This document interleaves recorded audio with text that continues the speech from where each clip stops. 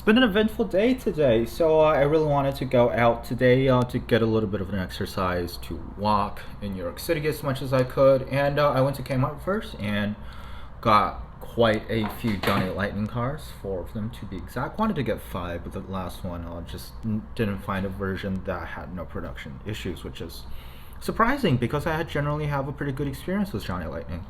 And I thought since it was pretty close to where it was, to the Kmart, wanted to visit a Japanese toy store in New York City that I haven't visited before.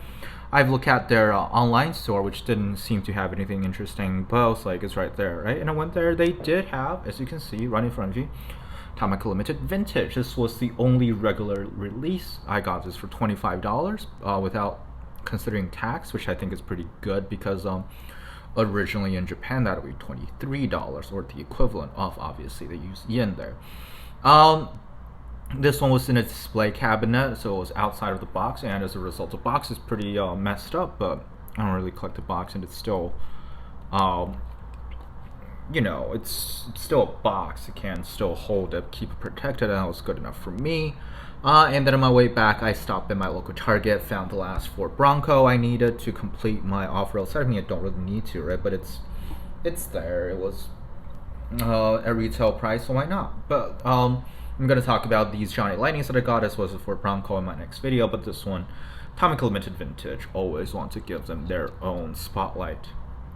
And this is the Datsun Bluebird patrol car, and more specifically, this is the 1965. So technically, this will be a 410 if you to use American lingo, but in Japan, this is just simply a Datsun Bluebird. It's a Datsun, not a Nissan. I don't know why. I don't really know much about like the differentiation between the two, but it's a really cool car. This is my first Japanese police car in their extremely distinctive black and white colors, as well as the kind of like the tip of the front, whatever you want to call it. I don't really know. The light bar at the top, it's really classic looking, man. This is Tomica Limited Vintage at its best, like vintage cars.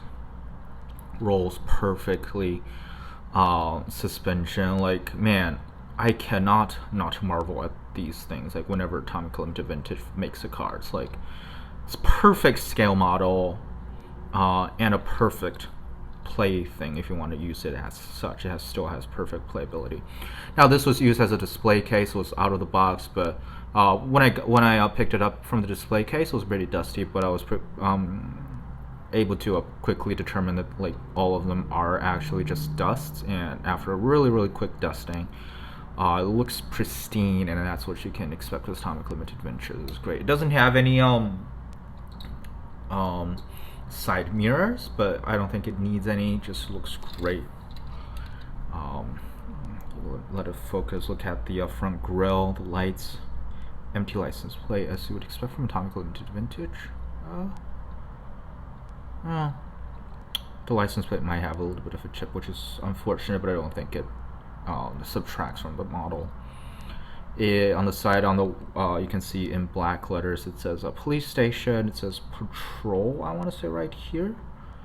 I know it says Bluebird somewhere, I'm pretty sure. Oh, right here it says Bluebird, right? Or Bluebird. Now that matches the silhouette of Bluebird. You can see a bit more details in back here. These are painted details rather than lensed, but still looks very good.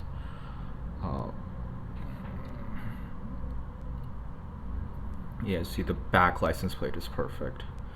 And again, it says Bluebird. So overall, just a great looking car. Let's see what the bottom says. Tomica 2008. Wow, this is pretty old. Well, at least I don't know when exactly this was released, but this is a 183A, and it's LV instead of LVN. Does this say which year this came out? Well, not on this one, because like most of the stuff have been covered by like price stickers and stuff, which is a bit unfortunate. You can see the bottom, it does say LV65 Datsun Bluebird parentheses 410 instead of 510. So yeah, just a great looking car. I'm super excited to have it in my collection. My first proper limited vintage instead of a limited vintage Neo.